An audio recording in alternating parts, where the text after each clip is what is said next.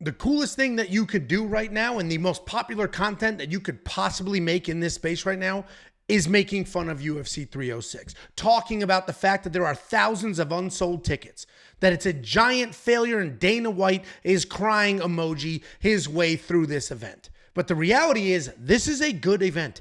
I'm not going to be there in person, so I don't care how expensive the ticket prices are. There are a handful of fights on this card that I am very excited for, including the main event, the co-main event, the featured fight, and a couple of the prelims. UFC 306 only has 10 fights, but it is a good card. I'm looking forward to it, and I already have a bunch of really solid bets locked in. My name is Angelo. This is We Want Picks, and I'm going to break down the entire UFC 306 fight card, giving you my picks, predictions, and bets. But before we do that, let's take a look at the success that have been pay-per-views this year. So far this year, there have been 9 pay-per-views. We have been profitable in 7 of them. We have had 12 total units of net profit just from the pay-per-views. That's more than a unit of profit per event, and we have a 12% ROI specifically from pay-per-views in 2024. And you need some perspective when we talk about those numbers, because let's not forget about some of the wild upsets and the humongous letdowns that have been some of the events in 2024. So far, Jakey Boy and I have been wildly successful, as have our premium members. If you're a premium member, the last couple of months have been wildly hot. This year as a whole has been very successful, and pay-per-views specifically have also been successful. You can unlock all of our bets, our picks, the tools, the insight, and more for UFC 306, Noche, UFC right now. Just go to WeWantPicks.com, click Become a Member. It's $10 for an entire month, and that month will include not only UFC 306, but UFC 307 and UFC Paris. Here's a look at one of the bets that makes us so successful this year and successful in general. It's the safety parlay. The safety parlay hits at an insane 72% event win rate. In pay-per-view specifically, we are 13-4 in the last 12 events. And you might say 13 plus 4 is 17. 17 is higher than 12. How does that make sense? And that's because for some of these events, I'll throw out more than one, specifically 2 safety parlays. You can unlock the safety parlay, which is the beacon of stability in this space, the most consistent and profitable single bet in this space right now at WeWantPicks.com. But you're not just going to get some bets. You're also going to get tools. One of those tools is the data analyzer. This is a tool that we coded from scratch. From the ground up, we built this tool. It brings in data for every single UFC event. We have events all the way out through October. You have data for every fighter. You can then filter that data to see whatever you want to see. It'll plot it out on a graph, and then you can click the plot points on that graph to not only see who the judge was, who the referees were, what the score was, but you can also watch the actual fight itself. You click the dot, boom, the fight pops up in front of you. You're also going to get access to the prop hunter. This is a curated set of data specifically designed to help you find prop bets. You're going to have access to the line movement tracker. This is going to give you the opening odds, the current odds, the win probability, and the line movement for every fighter on every card. You're going to have access to our DraftKings optimizer. If you play DraftKings Fantasy, this will build lineups for you. This will build 150 lineups for you with one click of the button, and it is preloaded with the best DraftKings ownership projections in the game. And it doesn't end there. You're also going to have access to not just me, my insight, my picks, and the tools, but also Jacob, Artem, who's breaking down Dana White Contender Series, LFA, PFL, Bellator. And you're going to get the artificial intelligence. The artificial intelligence is picking fights based solely off of historical data. It is doing so at a remarkable accuracy. And then we have designed the human aspects. We have designed betting systems around the picks. Every single freaking thing that I just mentioned, and a whole bunch of other things that I did not mention because these intros get long and you guys complain, is available right now in one single package for $10. $10 for an entire month. You can get UFC 306, UFC 307, UFC Paris, picks, bets, tools, everything else. WeWantPicks.com. Click Become a Member at the top. And the last little slide here before we break down fights, here is the P.O. Box. If you want to send something for every single pay-per-view, we film a vlog. On that vlog, we open mail. We read the letters. We wear the merch. We do all the things. We promote your small business. Whatever it is you want to send, we will open it. We will read it. We will interact with it. Here is the address, P.O. Box 406 in Prosper, Texas, 75078. This hat that I'm wearing, this is a Young LA hat. Young LA, they watched the show. They said, we love the show. Let's send you some stuff. And they have sent a whole bunch of stuff. That was in the last vlog. Check out this vlog when it drops. And you may say, hey, Ange, this feels pre-recorded. Why didn't you tell us to go watch the UFC Vegas 97 recap video with the Home Alone face thumbnail? And I would tell you, because this is pre-recorded. I am filming this on Saturday afternoon. I don't have the luxury of knowing what happened yet at UFC Vegas 97, and that's because I'm hunting. You're watching this on Sunday morning, and I am currently in a field with my buddies shooting at birds. It is hunting season here in North Texas, and I'm taking advantage of that as long as I possibly can. So instead of filming a video much later in the day and getting it out Sunday afternoon, I'm going to film it a little early. Filming it a little early doesn't affect the picks, the bets, or the breakdown, so we're going to film it early so you can have your content on Sunday morning as you are accustomed to getting. So what I can't do is reference anything that has happened last night. What I can do is look forward and break down the 10 fights on the Noche UFC fight card. And opening up UFC 306, I'm going to alternate between calling it UFC 306 and Noche UFC. Actually, I'm just going to call it UFC 306. The fact that it is called Noche UFC is fine with me. But the fact that it's called Riyadh Season Noche UFC is nuts. You know what Riyadh Season is? I tell you, it has absolutely nothing to do with Mexico. I'll tell you that much. It makes no sense that the Mexican Independence Day UFC event is presented by Riyadh Season. It's insane to me. Makes no sense whatsoever. Hey, cash is king and they're paying the bills. So we have Mexican Independence Day presented by the Middle East in Las Vegas, Nevada. And I'm going to break down this first fight. We have Raul Rosas Jr. taking on Aoriqileng. This is a crazy fight to open up the card with. I think a lot of this has to do with the fact that there's only 10 fights. So let's just come in hot and kick this event off. This could very well be on the main card because of the Raul Rosas Jr. side. He's somebody the UFC wants to push. He's an exciting guy to watch.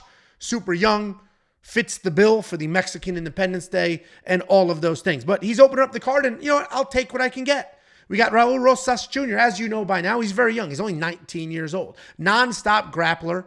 He has showed glimpses of power on the feet. He's got 12 takedowns in 5 fights, 24 minutes of control time. His striking still needs some work, right? He did knock somebody clean out on his feet, but his striking needs a little bit of work. It is not clean. He comes in a little reckless. He can put himself in harm's way for no reason, but he is fast. He is athletic. He sets an absolutely relentless pace. He's not even 20 years old yet. He will be in a couple of months, though.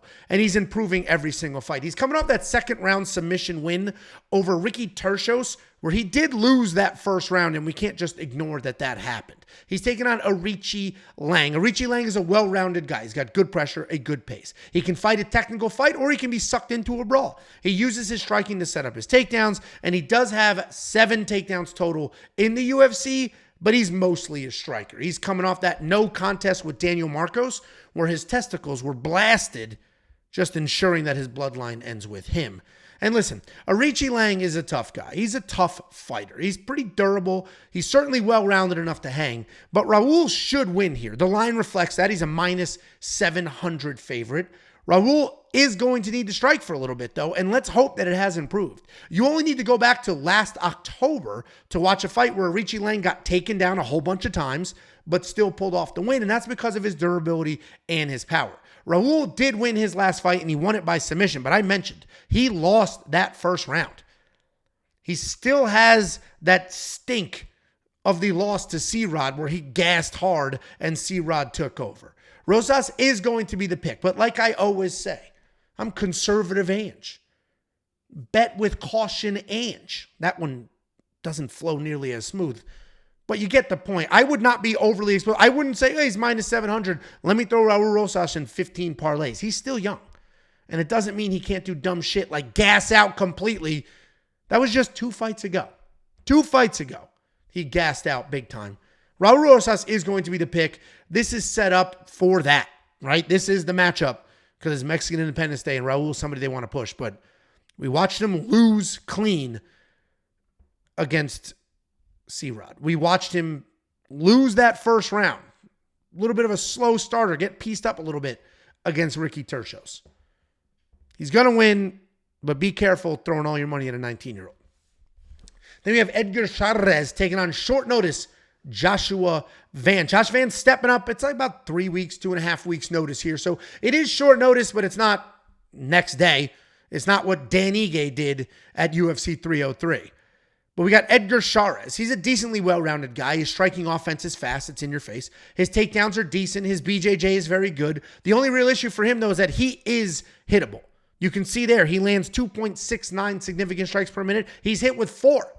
But he's got a good enough chin that it doesn't even really matter. He will come forward. He will throw long kicks. He will box you up. He'll snatch up a single leg. He'll look to get the fight to the ground. He's coming off that submission win over Daniel Lacerda, where he was losing the fight until he snatched up that triangle. He's taking on Josh Van. I mentioned short notice, but he is here, and I imagine he's the type of guy that chills in the gym and grinds. He's a solid striker. He's got good aggression, a bit of power. His takedowns and scramble skills are decent, and he's only 22 years old, so everything is improving from fight to fight. He's this new generation of fighter, so even though he is primarily a striker, he's good enough everywhere. He can grapple, he can get some takedowns, he can defend takedowns. He does a nice job looking for things in scrambles and making his opponents work. He's coming off that KO loss to Charles Johnson, where he was a step behind before ultimately being finished late.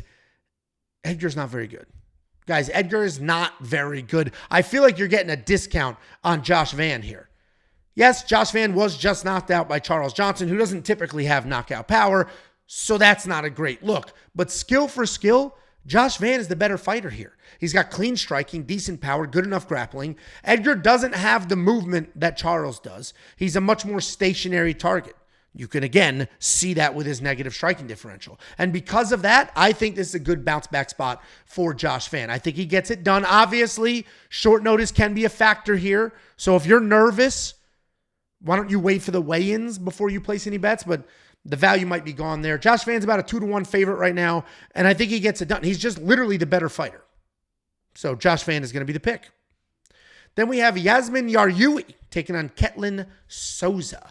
This is one of 2 very interesting lady fights on this card because these do matter for the division. We got a couple of prospects, and this will matter as far as rankings and potential title shots later this year or early next year is concerned. We have Yazmin Jauregui, powerful striker with solid takedown defense. She's got fantastic pressure, very impressive combinations. She'll enter the pocket with a high kick. She'll finish with an overhand and some uppercuts. If she smells blood, she will fire everything at you to chase that finish. And as impressive as her striking is, her grappling is solid as well. She's got a fantastic body lock takedowns, good takedown defense, and she uses that takedown defense to not only stop the takedowns, but also end up on top. She's coming off that bounce back win over Sam Hughes, where she defended all 6 takedowns and looked incredible on her feet. She's taking on Ketlen Souza. Ketlen Souza is a pressure fighter with heavy strikes. She's got an occasional takedown in there as well. Everything she does is heavy. She throws big kicks, big punches. She will crush with elbows. She's always looking to do damage. She's a very solid grappler in her own right when it gets to the ground, though. She does rely on strength instead of technique to try to get it there. She's coming off that dominant win over Marnik Man, where she threw heavy and just marched towards that bowling ball. This should be Yazmin all day long. She's the much more technical striker. She's much too good to be taken down on the other side. Her takedown defense should hold up. My one and only concern here is Ketlen's power. Ketlen throws heat, and with my own 2 eyes live in the arena at UFC 290 in Las Vegas, I watched Yazmin Jauregui get knocked out. She should be fine, though. I'm still confident enough to pick her here. The round line is going to be interesting because I do think this could be a sneaky finish on either side. Ketlen could catch Yazmin. Yazmin could piece up Ketlen. So we might get a juiced over 2.5 here where the under could make a little bit of sense. But Yazmin Jauregui is the pick, and outside of a Hail Mary overhand, I'm pretty confident in that. Then we have one of the toughest matchups to break down here because we have 2 very, very good fighters in Manuel Torres and Ignacio Bahamondes. Manuel Torres is a well-rounded guy. He has got dangerous striking, dangerous grappling. His striking is not very technical, but he does use knees from the clinch really well. He loves throwing head and leg kicks. He's long, he's skinny, and he does a really good job working with that. His submissions are those long limb style submissions. He's got triangles, power guillotines, anything that uses leverage. And this is the same logic with his clinch work. He is coming off that submission win over Chris Duncan where he jumped guillotine, not a great look, before working on the ground. He's taking on the insanely tall and insanely long Ignacio Bahamondes. This guy is 6'3" at this weight class, which is just insane. He's a striker with incredible volume and decent power. He's got very good footwork and head movement, and that protects him from power shots coming the other way. He's got solid takedown defense at 85%. His takedown offense, however, is at 0%. And that's not because he hasn't tried. He is 0 for 5 in takedown attempts in the UFC. He's coming off that knockout win over Christos Gallegos, where he uncharacteristically came out very aggressive. And it's really hard for me to break down what to do here because this is a very, very good matchup. Manuel Torres looked like the real deal in his last fight. In fact, my notes from that fight literally just said, real deal, very good. But Ignacio is no slouch himself. The knock on him in the past is that he's not wildly aggressive, but he definitely was in his last fight. So I think I'm going to lean Ignacio here for 3 reasons. 1, his length.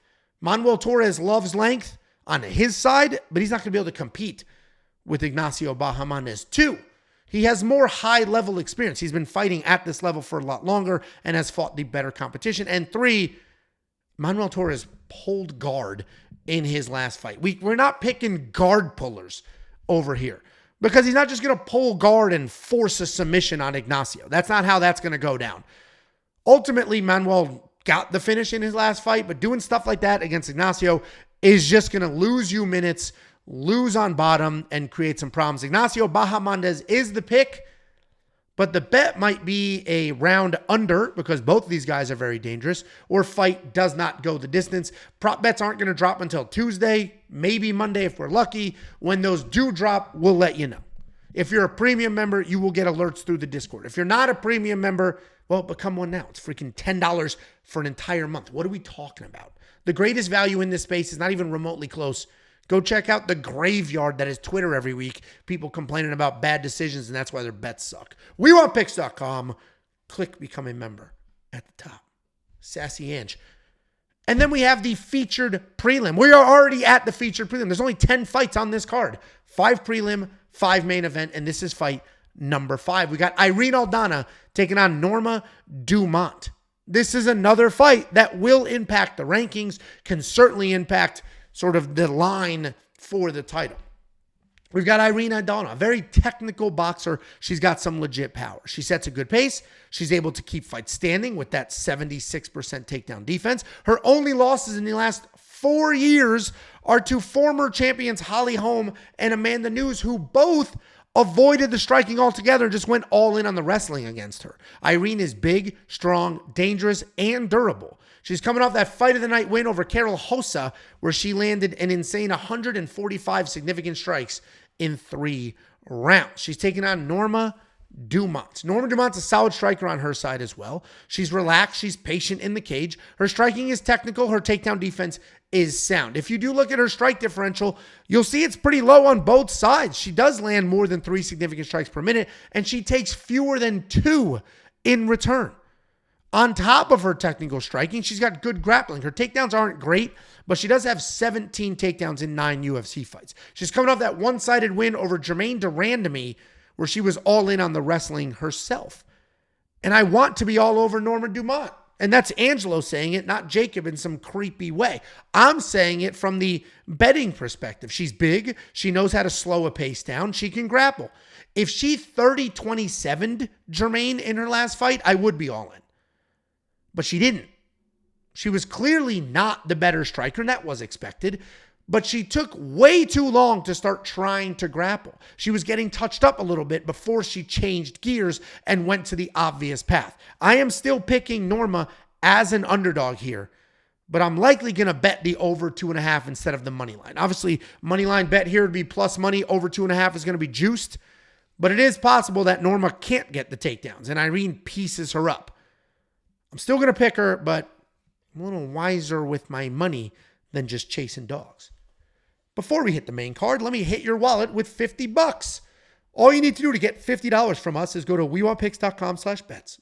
Use our links to sign up with any one of our affiliate partners and make a deposit. They're going to pay us. I'm going to slice off some of that money and I'm going to pay you. That's literally just how affiliate marketing works. Except instead of just keeping all the money and begging you to click on links, I'm slicing some of it off and I'm sharing it with the community. We're on the road to 30,000 and we might get there in the next couple of weeks. And that's because of you. So I might as well share some of the affiliate money with you. WeWantPicks.com/bets. Use the link, sign up, make a deposit, and we'll get you paid. You can use some of that money to become a premium member if you're not already. Premium membership is only $10. The bonus you get from signing up is 5 months of premium. And so far in 2024, we've been wildly successful, profitable in 7 of the 9 pay-per-views this year. Over 12 units of net profit in pay-per-views alone this year. A 12% ROI on pay-per-views alone this year. Unlock all the picks, the bets, the artificial intelligence, and everything else for not only UFC 306, but UFC 307 right now. $10, you'll get both of those events. WeWantPicks.com. Click Become a Member at the top.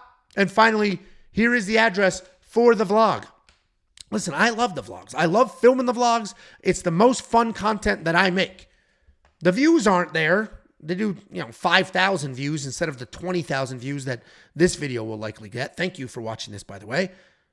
So hopefully we can shuffle some people to the damn vlogs because they're fun. But part of the vlog, we open the mail.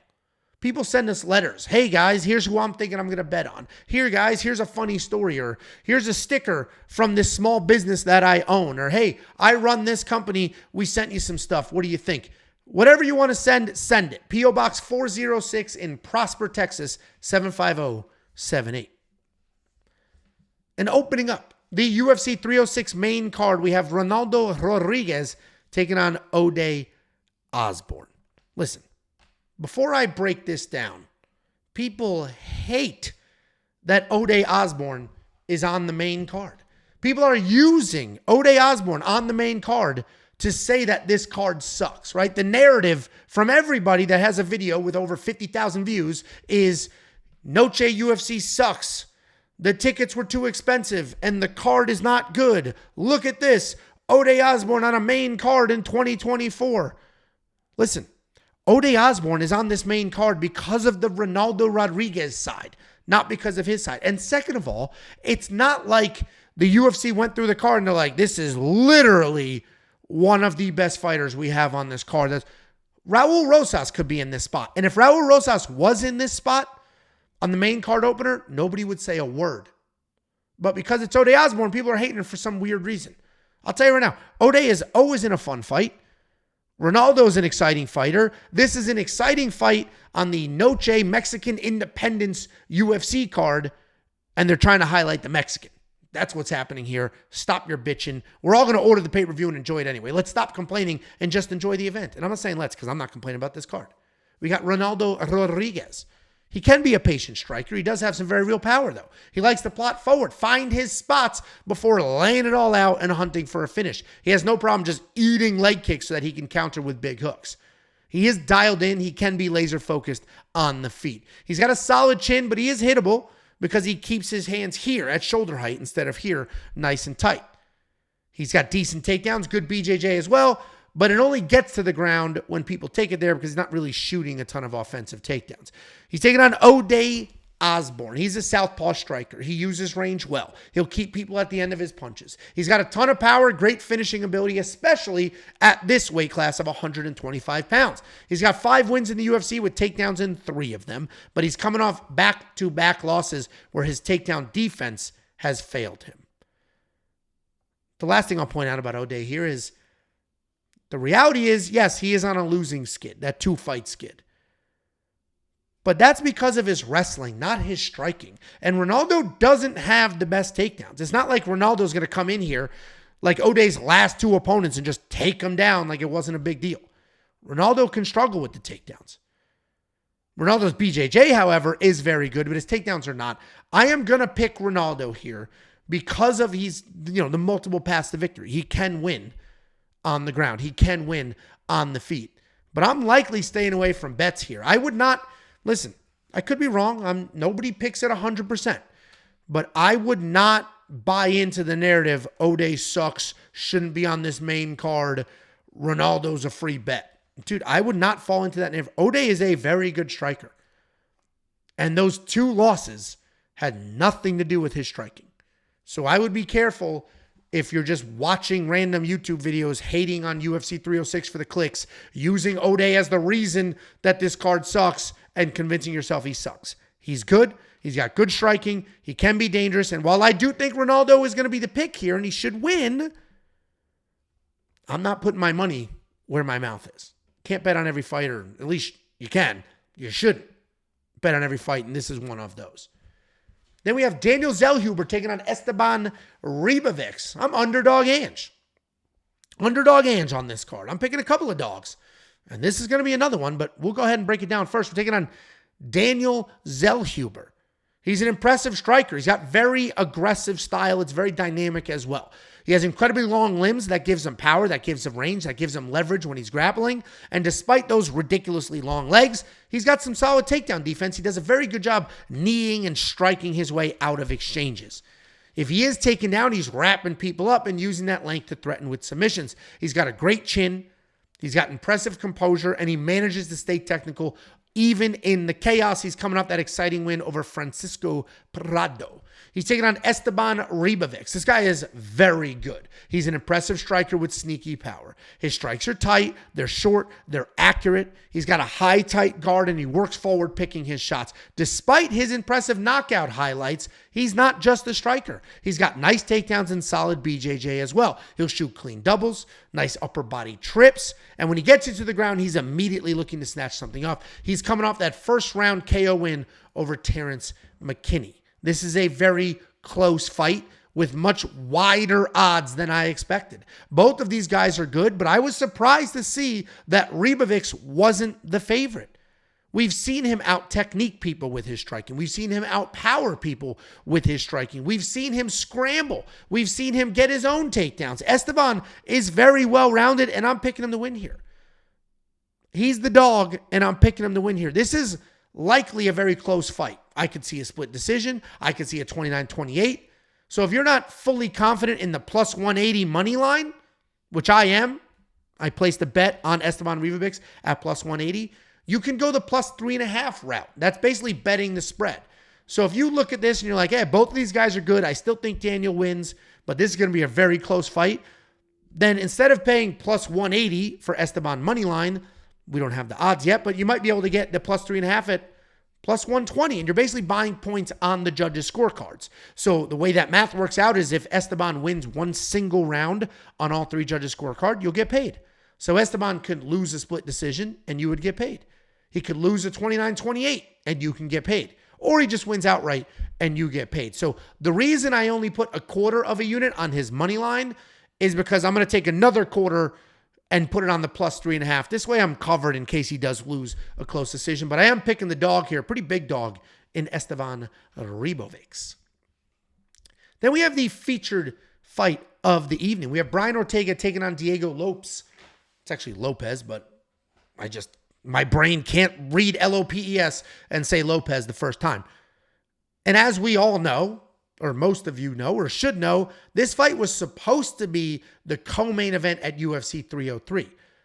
But Brian Ortega is an unprofessional fat ass who couldn't make the weight work. Instead of fighting that fat slob Ortega in the co-main event slot, Dan Ige stepped up on short notice and birthed the thank you Dan chant, and that's who Diego Lopes ended up fighting. And now we're running it back. Hopefully Brian Ortega makes weight. Hopefully he doesn't play these games, moving the weight class around, not showing up on fight night. Hopefully that doesn't happen. The fact that Ortega was basically rewarded for that nonsense on this fight card is kind of crazy, but it is what it is. I think he's still going to get what's coming to him. Anyone picking Brian Ortega here is just going to point out that Diego's last fight, he looked bad. He faded in the third. Well, that's not an inaccurate statement at its core, but it is lacking context. Yes, Diego Lopes did lose the third round in his last fight against the guy stepping up on literally a few hours' notice.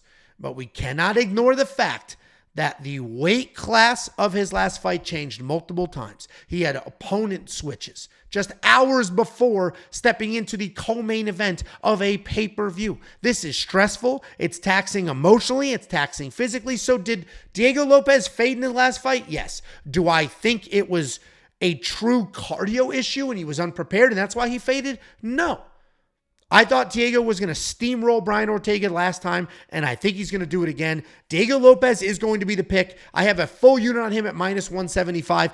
I had a full unit on him last time too, but that was at minus 150. So this time around, people are even more confident in Diego for whatever reason, and I think he gets it done. Listen, we've seen Diego. He's a nasty, dangerous grappler. We've seen him have incredible strikes.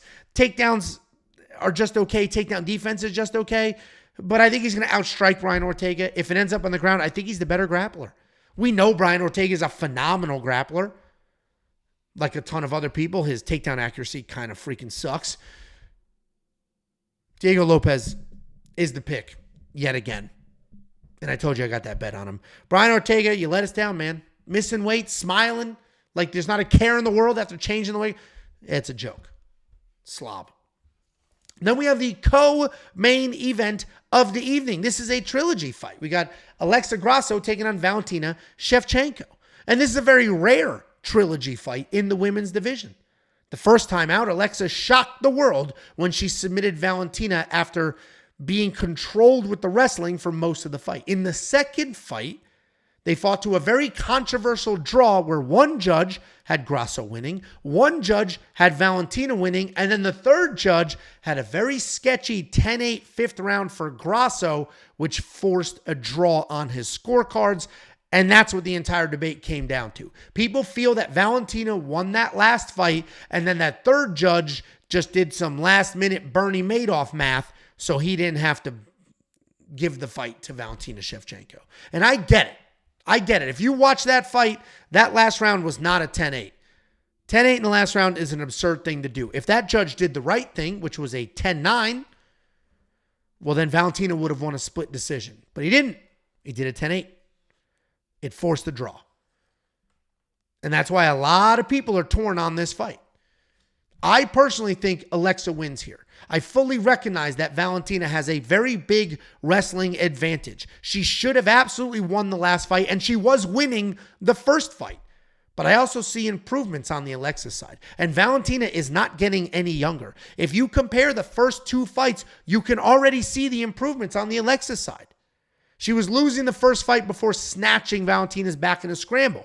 But in the second fight, she was winning. She won exchanges. She won minutes. She won some rounds. She got her own takedown. She even dropped Valentina. The wrestling gap is tightening. The speed gap is widening. I think Alexa gets it done here, and I've got a half a unit on her at minus 115. It is insanely hard for a champion to win their belt back. I don't think, and Valentina almost did it last time, but I don't think she does it this time. Alexa's going to be the pick. That fight camp is doing incredible things. Everybody coming out of her gym right now, in the Lobo gym, is looking great, doing the right things, making stuff happen. Their hands are improving. The jiu-jitsu is dangerous. The cardio is there. And I think while Valentina was this much better than the rest of the division, it's slowly tightening. Everybody's getting better, and Valentina's not. Valentina is the best version of herself, and she has been for a few years. And she dominated people because her best version of herself was better than everybody. But then you get people like Alexa, and you get some of these young up-and-comers who are getting better, while Valentina stays the same. And now Alexa is as good as Valentina Shevchenko, but younger, faster, more creative, and the current world champion. I am picking Alexa Grasso to win here, and I fully recognize I am in the camp that Valentina Shevchenko won that last fight. So I'm in that camp, but I'm still picking Alexa, and I put a little bit of money on her. And then we have the main event of the evening. We have Sideshow Bob taking on Merab Dvalishvili. Sean O'Malley, the current champion of the world, looked better than ever in his first title fight, looked better than ever in his first title defense, and can he continue looking that good in this matchup? Well, we're going to find out, because Merab Dvalishvili is not going to stop. That guy is going to move forward at 100% effort, shooting takedown after takedown after takedown. We got Sean O'Malley, a phenomenal striker with very real power and incredible accuracy. He is athletic, despite the look. He doesn't look very athletic. He is athletic. He's insanely coordinated. He's got incredible pinpoint accuracy, and we know he can be an absolute dog. I don't think he won that fight against Petr Yan, but the takeaway from that fight is Sean O'Malley is no quitter, and if things get tough, he's still there. He's still moving forward. He is still going to be in your face, and you're not just going to get rid of him that easily. He's coming off that first title defense over Chito Vera, where he avenged the loss and landed what might have been the loudest knee in the history of this sport. He's taking on Merab Dvalishvili. This guy has incredible conditioning, nonstop cardio, and an absolute chain wrestler. Striking is just okay. It's certainly technical.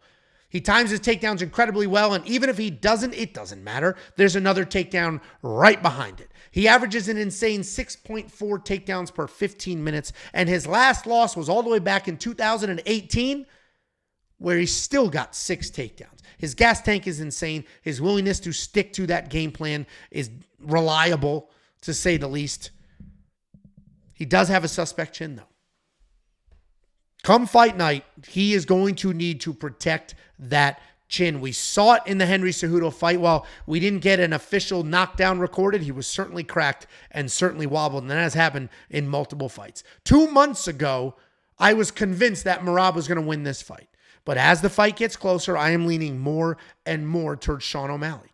Merab isn't dangerous at all. He's just not dangerous. So for him to win, he's going to need to fight a perfect 25 minutes. Sean, on the other hand, just needs one beautiful step off, just like he did against Aljo. Merab is a bit chinny. Merab has a cut over his eye that was stitched up. Merab has a weird thing on his arm that was saying his staph. So there's a lot of things working against Merab Dvalishvili right now. If he did have staph, if he is on antibiotics, that will certainly affect his cardio, and his cardio is his number one weapon. Certainly not his hands. His cardio is his number one weapon. I'm on the Sean O'Malley side. No bet, though. I'm too much of a coward to actually bet on that, because an in-shape Merab, and that's just a nasty cut and not some staph, and who cares about the cut in his eye? An in-shape Merab could literally shoot 50 takedowns, rack up 20 minutes of control time, and win the most boring fight of all time. I'm picking Sean O'Malley. I'm not necessarily betting him, but Jacob has. And if you do want to check out all of our picks and bets, you can do so now. Just go to WeWantPicks.com, click Become a Member at the top. It's only $10 for an entire month.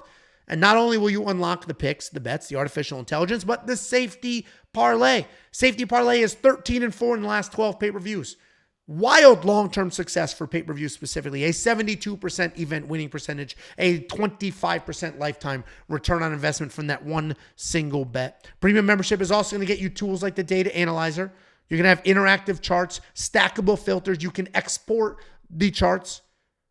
You have a full tape index, and you have events all the way out through October in the data analyzer. You're going to get the Prop Hunter, that curated set of data specifically designed to help you find prop bets. You're going to get the line movement tracker, which shows you the opening odds, the current odds, the win probability, and the line movement for every fighter on every card. You're going to get the DraftKings Optimizer, which is preloaded with the best DraftKings ownership projections on the planet. And you're going to get more than just me and Jakey Boy. We got Artem giving you Dana White Contender Series picks and bets, PFL picks and bets, Bellator picks and bets, LFA picks and bets, all the regional shows, and the artificial intelligence. The artificial intelligence is picking fights at a remarkable accuracy, and we have designed betting systems around those picks. Every single thing I just mentioned, 100 other things I didn't mention right now, $10 a month at WeWantPicks.com. Just click Become a Member at the top. Guys, as always, thank you so much for the watch. Thank you for the support. We appreciate all of you. We're going to hit that 30,000 number soon, and when we do, it's just going to be